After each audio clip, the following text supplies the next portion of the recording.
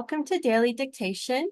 This week we're talking about friendships and social relationships at a low intermediate level. This is an interactive video to help you do an exercise that helps you practice English. So to do that, I'm going to read 5 sentences to you, and you are going to write down each sentence exactly how you hear it. As you write down each sentence, you're going to do your best to apply the correct spelling, grammar, punctuation, and capitalization. After you finish writing them out, I am going to show you the answers, and you are going to compare my answers to your answers and see how you need to improve. I'm going to explain the grammar in each sentence and give you any spelling tips or tricks to improve your English spelling as you're doing this. It's really good if you're studying for a proficiency exam because you need to take down really detailed notes, as you usually have one opportunity to listen to something. So you want to have reliable and detailed notes. And this activity helps you do that. At the end of the video, I'm going to go through a list of vocabulary words with you, which are really good to know, again, if you're taking a proficiency exam, because this topic does come up really often. So I want you to join me every day for daily dictation if you can, because this ability to listen and write things down accurately in English is best developed if you practice every day. So there are new sentences each weekday for you to practice, new topics each week, and 2 English levels offered for you. And this is how you do the activity itself. So you will need a blank piece of paper and a pencil or a blank document that you can type into. 5 sentences will be read. Each sentence will be read 3 times and 1 more time at the end. You have to write down each sentence the best that you can, and you will use your listening skills to do that. Try your best to apply the correct spelling, punctuation, and capitalization when you do that. On the screen here, you're going to see numbers 1 to 5. Each number represents a different sentence that I will read. We're going to start with sentence number 1. Number 1. The gathering was fun because everyone was chatting. The gathering was fun because everyone was chatting. The gathering was fun because everyone was chatting. The gathering was fun because everyone was chatting. Number 2. A good companion can make any hangout more enjoyable. A good companion can make any hangout more enjoyable.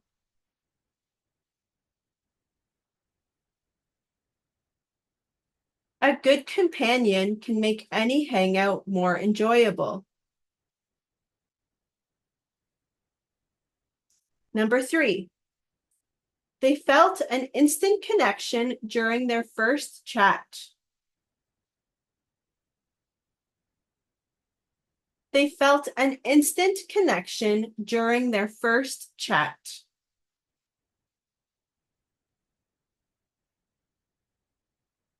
They felt an instant connection during their first chat. Number 4.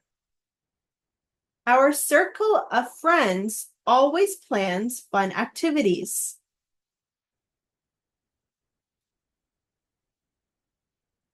Our circle of friends always plans fun activities.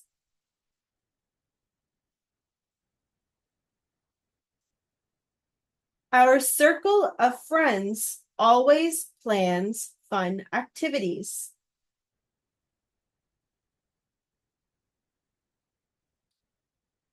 Number 5. It's nice to socialize when you have a good friendship. It's nice to socialize when you have a good friendship.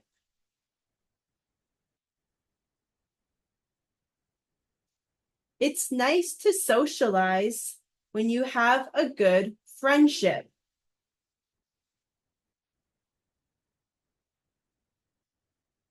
It's nice to socialize when you have a good friendship.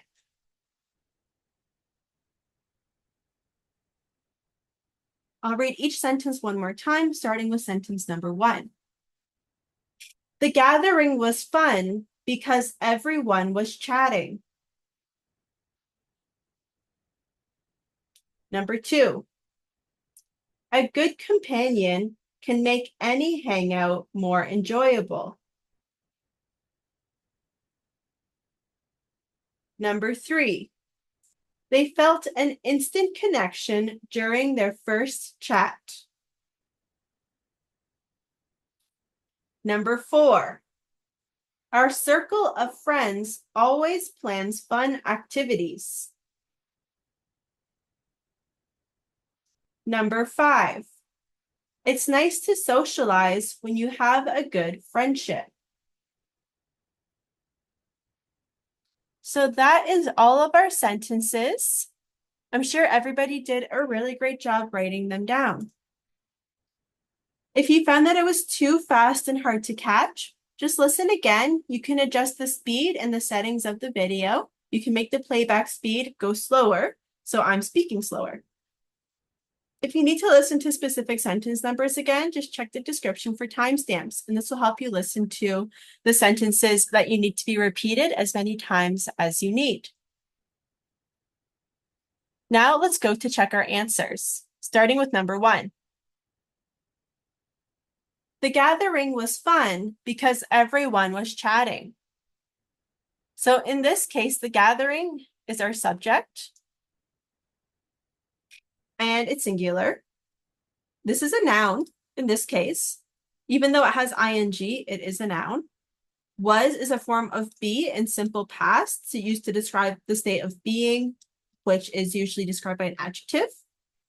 And then the word because is a conjunction. It acts like glue to explain why the gathering was fun. So this word because is used to explain the first clause. And the first clause is all of these words before the word because. And then second here, because everyone was chatting. So this is our reason. So this is the effect, and this is the cause. So usually when we use the word because, we have effect plus cause. Effect plus, which is the word because, our glue, cause. Everyone was chatting, and here we have a noun plus was chatting comes together as a verb because this is in progressive. Because we have a single syllable verb that ends in a consonant T, we're going to add a double consonant here before ing.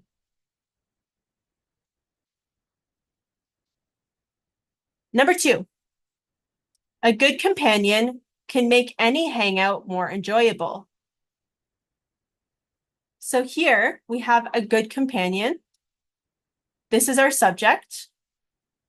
Can make, this is our helping verb, it's auxiliary. Here, can is a helping verb that shows the ability or possibility of something. Make is our main verb.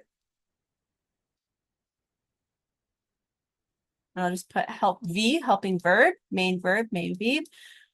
Any hangout, which is a noun here. More enjoyable. We have the word more plus an adjective. We call that a comparative, which shows different degrees of something. So not just enjoyable, it's stronger than only enjoyable, more than that.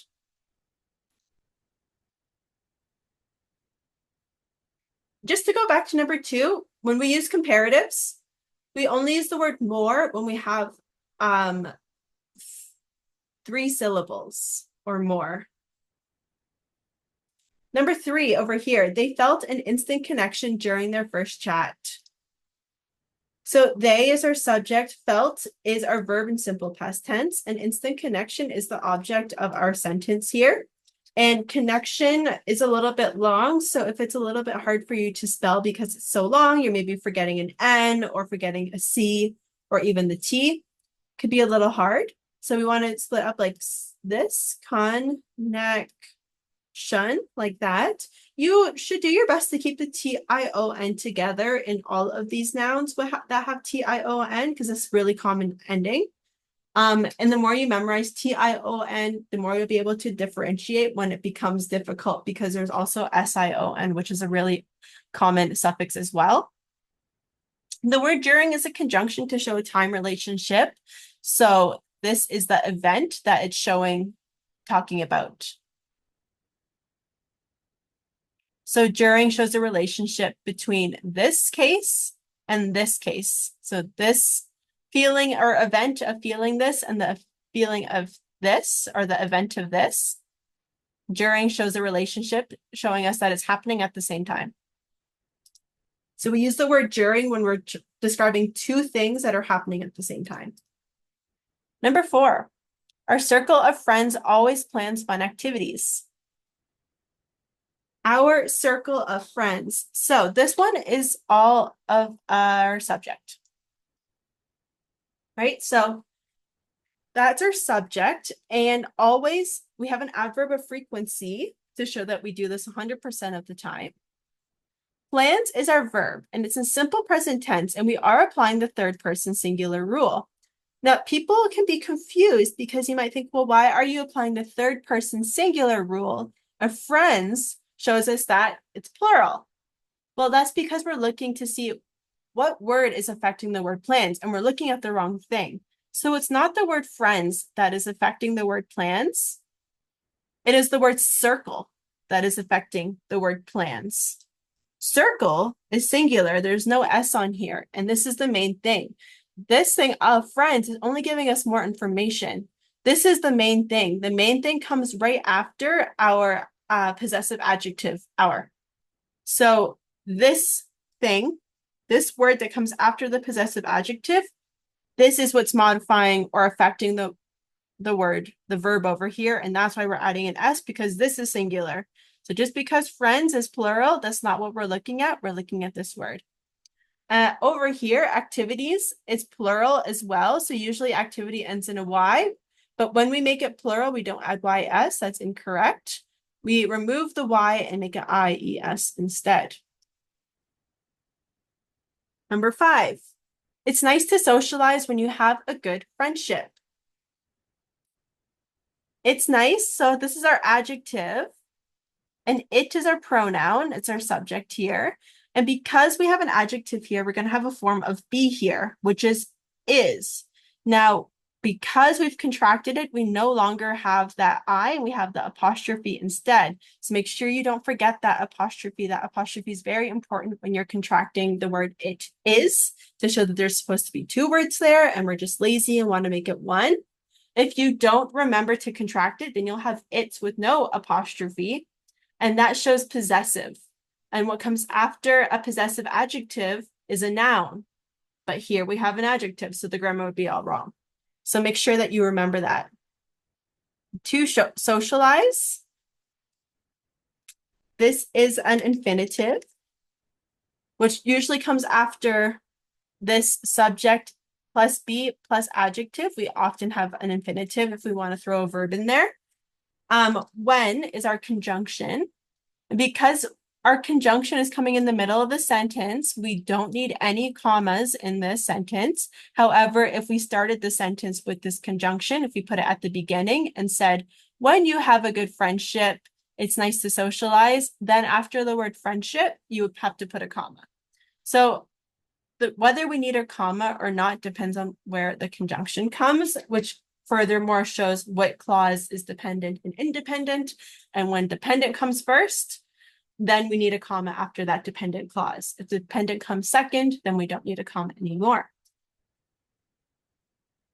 So that is a grammar breakdown and a couple of notes about things to remember when you're spelling out the words. You can see that we have some bold words here. Those are the vocabulary words that we're working on this week. Let's just have a clearer list of those words here. So we're looking at the words friendship, connection, socialize, companion, hangout, gathering, circle, chat. All of these words are related to friendships and social relationships, which is a really common topic if you're doing a proficiency exam. So you really should know these different word forms, know how to put them in your own sentences, whether you're speaking or writing, because you might have them for speaking or interview questions. You might have them come along for essay questions as well. Really, really good to know how to use these words and any related words, synonyms, and things like that. So keep on practicing. Make sure you know how to spell them. Make sure you know how to use them, how to pronounce them. And I will see you tomorrow because we are all finished for today. Thank you so much for watching, and I hope to see you next time. Bye.